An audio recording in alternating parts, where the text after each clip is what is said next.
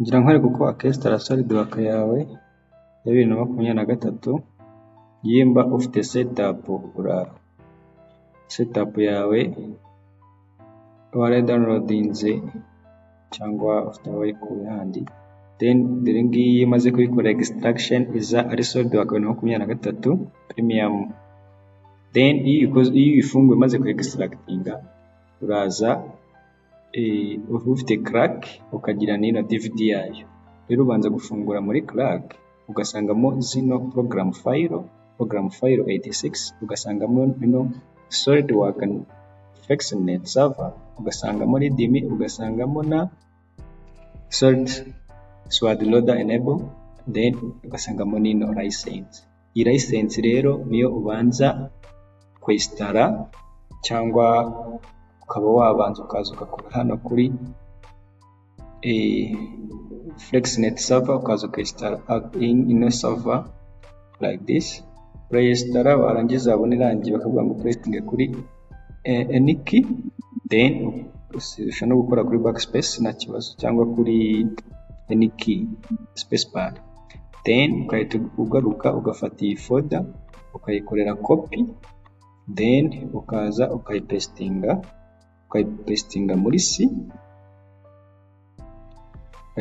muri C yawe muri 80 like this is a C ukaza ugashyira muri 80 like this ukayipestingamo. Njyewe nari nyifitemo, then wowe uraza uyipestingemo like this. Nurangiza kuyipestingamo wamaze no kuyikora install, uragaruka ukaza kuri ya folder yawe irimo software ukahita uza kuyinstall yitwa open license ugakora OK. Bino bintu iyo birangiye usubira inyuma ukaza ugaklika kuri ya DVD yawe. Hano uraza ugasangamo ya setup hano hasi rero urishobora kuza ugakora right click ukayiraninga as administrator like this igafunguka. Iyo imaze gufunguka hano wowe uba ufite ihita ifunguka ukakubwira ngo install on this computer, then ukahitamo akangaka n'ubundi ko by default kaba karimo, ubundi ukaza ugakanda hano kuri next. Wamara gukora next nta kindi kintu cyiza, ya license yawe ifunguka imeze gutya. None imaze gufunguka uraza ugakuramo aka kantu guys, itonde aka kantu iyo ukarekeyemo SolidWorks yarangira nyuma y'ukwezi bibaye tiriyo. Rero uraza ugakuramo ugakorozinga gutya kahita kavamo. Iyo kamaze kuvamo rero uraza please ikindi kintu ugomba kumenya, ntabwo iyi software tuyinstalla dufite wifi. Iyi wifi uraza ukayifunga nimba uyifite, then wamara kuyifunga ukahituza ugakora icyo twita next. Ahangaha maze gukuramo kariya kantu ukora next ukahituza hano ugakansaringa SolidWorks yawe igakomeza. Then ahangaha ndagira ngo ngire ikintu nkwereka, ni ukuvuga ngo nta kindi kintu cyita gifunguka. Ahangaha ahita uza agafunguka iyi dashboard, harimo product. Izi product rero naba harimo SolidWorks, harimo hano download option, hakazamo install location, hakaza na toolbox like this. Then uraza ukahita uklik hano kuri change, wamara guchanginga. Iyo umaze guchanginga rero ngiye kukwereka utuntu uza guhitamo. SolidWorks iyi niyo ya basic, niyo ya mbere ibirimo. Hanyuma icyo udashaka uraza ukagikuramo. Ubwo uraza kureberamo ahangaha urebe wowe izo ugomba gusigara. Izi ngizi flow simulation urashaka kuyirekeramo ni uko ubifitemo kano kantu akangaka.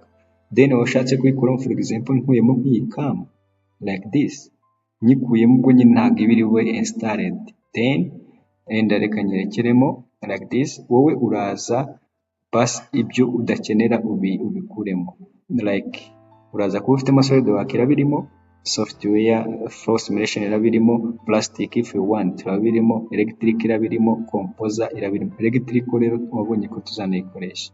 Hanyuma akaza CAM wayerekeramo bitewe n'imashini. PCB ni ingenzi nko ku ba designer mu PCB, and this is SolidWorks simulation and motion. Ibi byose ubirekeremo biraza guhura na gigabyte 15 cyangwa 4 mu gutyo.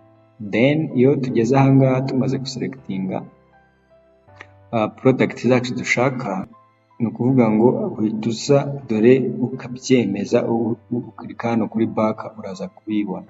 Actually aha ngaha uraza nawe ushaka kuza ugakora kuri change, ukagenda ugakora untick y'akantu yo usangemo, then uraza uhita ukora wemeze hano kuri accept ntuyirengagize, then uhite bakwemerera kuba noneho wakesitara za gigabyte zawe. Nguyu yari afitemo gigabyte 17, wowe ushobora no kuza kuba ufitemo ako munsi yazo. Umugiye uyo mfite na yestaye kuri gigabyte 13, then ukahita ukora install. Guys, dore ikintu nababwiragamo hariya, akantu ugomba kuza ugakora untick option. Ahangaha wowe urakora untick, then uhita ugaruka kuri back to summary, ubundi ukore iyi tick, then nta kindi kintu uri guhindura. Niba bamaze guselectinga ziriya ndaberekeramo kuri ahangaha rero uraza kuri install nkuko nari maze kubikubwira. Yes, then ukomeze bahita bakuzana ahangaha kuri no localhost. Localhost nta kindi kintu ikoraho, then uhita ukora okay, ubundi SolidWorks yawe igatangira kuba installed. Ugategereza ikagera ahangaha kwijana, urategereza. Ahangaha urabona ko igeze kuri 42, nta kindi kintu ukora, urategereza rwose kabisa ikagera kwijana. Igera kwijana ifite imashini imeze neza, ntabwo itinda. Installation igeze kuri 70, nta gitangaza kirimo bitewe n'imashini yawe. Dore rero ikindi kintu ugomba kwitondera, iyo imaze kugera kwijana ihita yitera ikazanamo kano kantu ka finish. Wowe ikintu uri bukore mbere na mbere uraza ugakora no kuri no thanks, warangiza ugakora ahangaha akano kantu ukagakorera untick, show me what is new in this like notification, you remove it. Warangiza ugahita ugakora hano kuri finish. Uze gukora kuri finish, then SolidWorks yawe iba yagiyemo. Iyo umaze gukora kuri finish rero ntabwo uhita ufungura SolidWorks yawe, uragaruka muri ya folder irimo crack, ikabamo na DVD. Hano uzigaruka muri crack. Ibi bintu nicyo baba babiguhereye. Iyi video ndagira ngo mujye mwitonda muyirebe neza, then iyo umaze kuza ukereka muri program file urasangamo akantu kanditsemo SolidWorks crop. Iyi crop rero urayikirikaho, wamara kuyikirikaho ukaza ugaselectinga Ctrl A, izi ngizi zose ugakanda izirimo zose ugakanda copy, ugafungura muri C uraza naho ukajya muri la program file neza haba hajemo urasangamo iyo twita iriya SolidWorks crop, nayo iba yamaze kujyamo yizanamo. Dore ngiyi ukayifungura, ubundi ukaza ukahita ukora paste, ugakora paste nimba zirimo ukazireplacinga like this, ugatikinga kuri when ugakora continue, zose zikajyamo. Ni ukuvuga ngo zihita zijyamo cyangwa uko nari zifitemo zose, then ugakomeza zikahita zijyamo zose. Then SolidWorks crop and come and what, wamara kuzigezamo ukaza ukagaruka kuri ya folder yawe irimo SolidWorks, ukahita ugaruka inyuma ukaza muri 86, uzasangamo kano kantu karimo SolidWorks crop.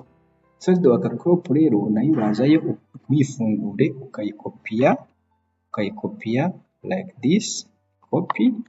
Urakora copy nayo uze uyijyane muri C ari kureba nayo ya 86, ukahita nawe ukora paste Ctrl V. Nari nyifitemo ushatse ukora replace, nta kibazo batwaye. Warangiza wowe ntabwo uri gukora replace kuko ari ubwa mbere, then ukahita uza ukagaruka kuri ya folder yawe irimo SolidWorks, then akandi kantu ugomba kwesitara nyuma ni aka nta kintu twigeze tugakoraho kanditse SolidWorks loader enable, ukaza ukagakorera open like this ukakamericinga. Ibi bintu guys, izi steps utazikora ugakora okay, utazikora SolidWorks ntabwo iri burane. Iyo umaze kubikora rero uraza ugakora icyo twita start your SolidWorks. Urabona ko SolidWorks yanjye ngiye yagezemo Composer, uraza rero ugafungura iyi SolidWorks yanditseho 2023. Uyifungura bisanzwe, double click, then iyo umaze kuyifungura itazi initializing, disk initializing, net environment, starting loading, then iyo wayesitaye neza nta kabuza ihita ijyamo dore ngubu bigiye gufunguka. Uraza rero biyanze gufunguka ubwo nabwo wayesitaye nabi. Thank you rero, kurikira iyi video biragufasha. Wowe ushaka kwesitara SolidWorks ya 2023 nta kabuza igomba gufunguka neza, ubundi ugatangira icyo twita design yawe. Actually dore ngiyi yafungutse. Imaze gufunguka rero nta kindi ukora, uraza ugakora design yawe, ariko hari ikindi kintu cy'ingenzi ugomba gusetinga muri millimeters. Uraza ugakora kuri part iyo ari ubwa mbere, warangiza ahita ikuzanira aka dashboard ka uraza ugahitamo muri millimeters, wongera ugahitamo ISO. Aka kantu kumve neza, ngiye irasetinze dore ngaha, cyangwa ushobora no kuza ahangaha, dore nicyo bakwereka, ukatekinga muri millimeters, then ukaza no kuza guhitamo isometric down, then SolidWorks yakaba yafunguka. Thank you for watching. Akoze kubana nanjye.